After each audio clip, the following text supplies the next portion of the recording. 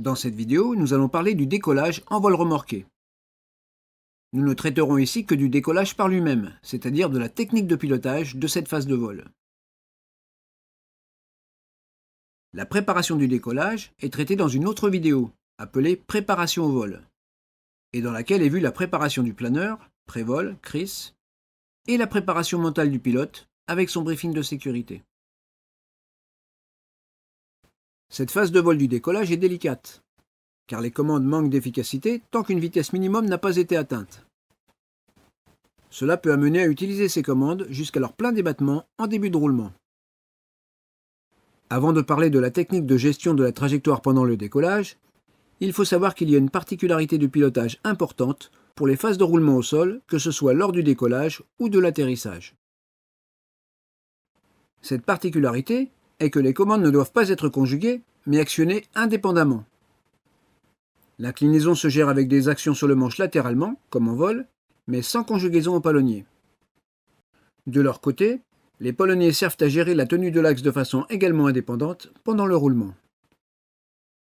Il est donc tout à fait possible de se trouver dans une situation où il faut mettre le manche d'un côté pour combattre l'apparition d'une inclinaison et le palonnier de l'autre côté pour tenir l'axe. Mais cette particularité n'est effective que lorsque le planeur roule et est donc en contact avec le sol. Dès que le décollage a eu lieu, cette particularité disparaît, et on conjugue alors les commandes de façon classique, comme cela a été vu dans les leçons sur la ligne droite et le virage. Cette particularité étant évoquée, voyons la procédure de décollage en étudiant les différentes phases de façon chronologique. Le décollage comprend 4 phases successives. Le roulement, l'envol, le palier d'accélération et la mise en montée. Commençons par le roulement. Il y a 3 objectifs pour cette phase. Dans un premier temps, garder l'axe derrière le remorqueur tout en maintenant une inclinaison nulle. Puis, mettre rapidement le planeur en ligne de vol dès que la vitesse le permet. Le maintien de l'axe s'obtient de façon classique avec l'utilisation des palonniers qui gèrent les mouvements du planeur autour de son axe de lacet. Au sol, on l'a dit, ce contrôle se fait sans conjugaison avec le manche. S'il y a du vent de travers, l'effet de girouette va se manifester et sera maximum en début de roulement, au moment où les palonniers sont peu efficaces. C'est à ce moment que le risque de cheval de bois sera le plus important. En principe, la traction du câble constitue un effet stabilisant de la trajectoire, surtout s'il est accroché dans le nez du planeur. Ce sera beaucoup moins vrai avec un crochet situé plus en arrière ou un crochet de treuil. Dans ce dernier cas, le risque de cheval de bois ou de cartwheel est beaucoup plus important. Parlons maintenant du deuxième objectif de cette phase de roulement, qui est de maintenir, en même temps que l'axe, une inclinaison nulle. C'est l'objectif le plus délicat, et aussi celui qui peut générer le plus de risques si l'aile vient à toucher le sol et que la réaction du pilote n'est pas rapide et efficace. En effet, une aile qui touche le sol pendant cette phase peut provoquer un cheval de bois ou un cartwheel. Dans les deux cas, il n'y a qu'une seule réaction à avoir, c'est le largage immédiat dès que l'aile touche, voire même avant qu'elle ne touche, si on sent qu'on n'arrivera pas à l'empêcher de le faire.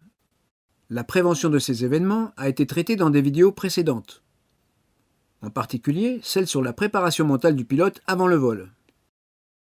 Rappelons cependant que pour réussir à avoir cette réaction rapide, il y a 2 exigences à respecter. La première est d'être prêt dans sa tête à larguer, c'est-à-dire d'y avoir pensé avant et d'être concentré sur cette obligation en se disant « si l'aile touche, je largue ». La deuxième est de mettre la main sur la poignée jaune avant le départ et de l'y maintenir jusqu'à ce qu'on ait une bonne maîtrise de l'inclinaison grâce à la vitesse acquise. Si la main est sur la poignée jaune, il est possible de larguer immédiatement, et comme on le voit ici, c'est un non-événement.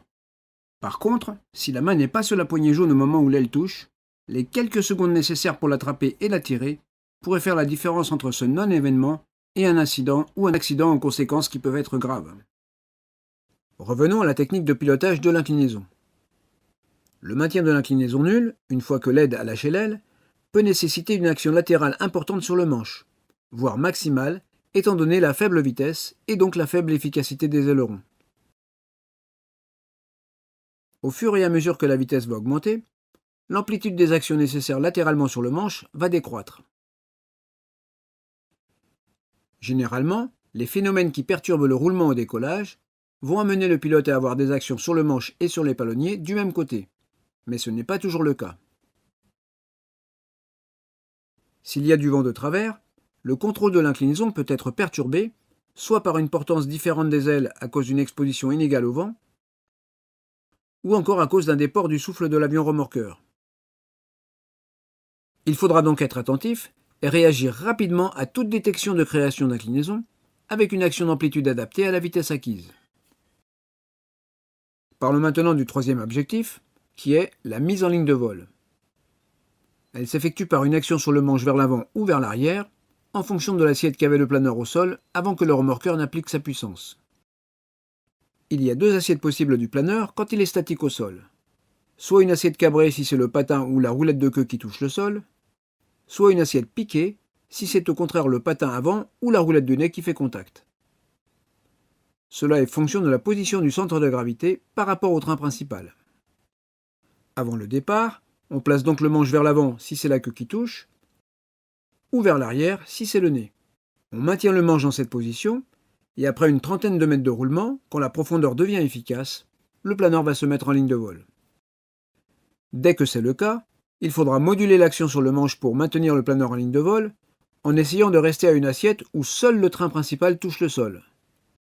Cela limitera les frottements ainsi que la traînée aérodynamique, et facilitera donc l'accélération. Si on retouche avec les patins ou les roulettes pendant le roulement, ce n'est pas optimal, mais ce n'est pas grave. Pour maintenir le planeur dans une ligne de vol en équilibre sur son train sans qu'il décolle, il faut afficher une assiette inférieure à celle qui le ferait quitter le sol tout seul avec la prise de vitesse. Cette assiette vous sera montrée par votre instructeur. Parlons maintenant de la deuxième phase qui est celle de l'envol. Alors que la vitesse augmente, la portance s'établit sur les ailes, étant progressivement à équilibrer le poids du planeur. Ce dernier commence alors à perdre son adhérence au sol. C'est le bon moment pour appliquer une légère action sur le manche vers l'arrière. La petite augmentation d'incidence qui en résulte suffit à faire décoller le planeur. Passons maintenant à la troisième phase, celle du palier d'accélération. Elle est nécessaire car la vitesse de décollage du remorqueur est sensiblement supérieure à celle du planeur. Dès le décollage effectif, on cesse d'utiliser les commandes de façon indépendante et on les conjugue pour contrôler l'inclinaison et la symétrie de façon classique. Une fois le planeur décollé, il faut ajuster l'assiette pour maintenir un palier à environ 2 mètres du sol, dans l'attente du décollage de l'avion. 2 mètres correspondent sensiblement à la hauteur de la dérive du remorqueur. Il est important de ne pas monter plus haut, car cela pourrait l'empêcher de décoller, ou même conduire à un accident. Le planeur doit donc maintenir le palier près du sol pendant que la vitesse augmente. Cette augmentation de vitesse va générer une augmentation de portance, et le planeur va avoir tendance à monter. Il va falloir contrer cette tendance par une légère et progressive action du manche vers l'avant pour diminuer l'incidence, ce qui empêchera la portance d'augmenter et permettra de garder le palier. Attention, il faut être extrêmement vigilant pendant cette courte période et ne pas quitter le remorqueur des yeux. Le planeur emmagasine de l'énergie qu'il peut restituer brutalement et partir comme un cerf-volant dans une position haute qui sera irrécupérable. Cela peut se produire si l'attention du pilote de planeur est distraite par un événement dans la cabine.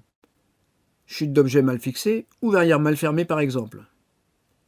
Quelques secondes suffisent pour que survienne un accident grave. S'il y a du vent de travers, dès que la roue a quitté le sol, le frottement qui aidait à maintenir l'axe disparaît, et le planeur est intégralement soumis au vent latéral. Une correction de dérive doit être rapidement affichée pour continuer de conserver l'axe de piste, et ne pas déstabiliser la trajectoire de l'avion qui est toujours au sol. Dans cette position, les axes de symétrie de l'avion et du planeur ne sont pas confondus. Dès que l'avion décolle, il affiche à son tour une correction de dérive. Il faut alors se placer dans son axe de symétrie, ce qui permettra à l'attelage de se comporter comme un ensemble homogène par rapport au vent. La dernière phase est celle de la mise en montée. Elle débute dès que l'avion a acquis la vitesse qui lui est nécessaire pour le remorquage du planeur considéré. Cette vitesse, qui dépend du type de planeur et de sa masse, se situe généralement dans une plage qui va de 110 à 140 km/h. Lorsque l'avion débute sa montée, il faut se mettre en position de remorquage en gérant l'étagement et l'écartement, tel que cela a été étudié dans les précédentes leçons sur le remorquage en ligne droite et en virage. Voyons maintenant une séquence complète depuis le cockpit en temps réel. On est dans un ASK21 et c'est la roulette avant qui est en contact avec le sol. Le manche est donc positionné vers l'arrière. Dès le début du roulage, on contrôle de façon indépendante l'axe avec les palonniers et on maintient l'inclinaison nulle avec le manche latéralement. L'efficacité de la profondeur augmentant, le planeur se met en ligne de vol. On ajuste l'assiette pour rouler uniquement sur le train principal et maintenir le planeur sur la piste. Dès que le planeur perd son adhérence au sol, on applique une petite action du manche vers l'arrière pour le faire décoller et on reste environ à 2 mètres du sol jusqu'à ce que l'avion décolle lui aussi. À partir de là, débute la montée en vol remorqué et on applique les règles de positionnement en écartement et en étagement qui ont été vues dans les leçons précédentes. Visualisons maintenant quelques situations qui peuvent survenir si la trajectoire n'est pas bien maîtrisée. Voici d'abord un axe mal tenu au décollage.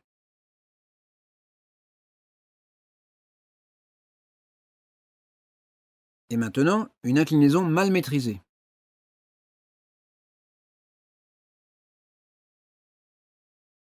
L'une et l'autre de ces situations peuvent amener à un cheval de bois.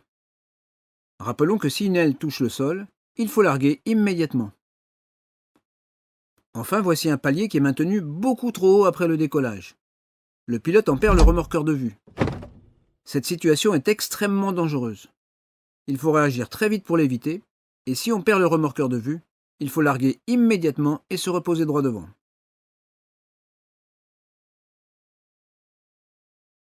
Terminons cette vidéo par le rappel des points clés. Mais auparavant, rappelons que nous n'avons parlé ici que de la technique de pilotage pour un décollage. La bonne préparation du planeur et la préparation mentale du pilote qui sont faits au préalable sont indispensables. Nous vous invitons donc à regarder la vidéo qui est dédiée à cette phase pré-vol. Voici donc les points clés. La main gauche doit tenir la poignée jaune dès le début du roulement au décollage, et cela jusqu'à ce qu'on ait une vitesse suffisante pour avoir la maîtrise de l'inclinaison.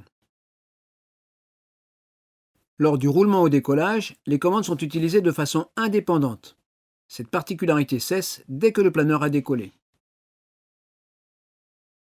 Si le crochet de remorquage n'est pas placé dans le nez du planeur, le risque de cheval de bois ou de cartwheel est beaucoup plus important. Si l'aile retouche le sol, on largue immédiatement.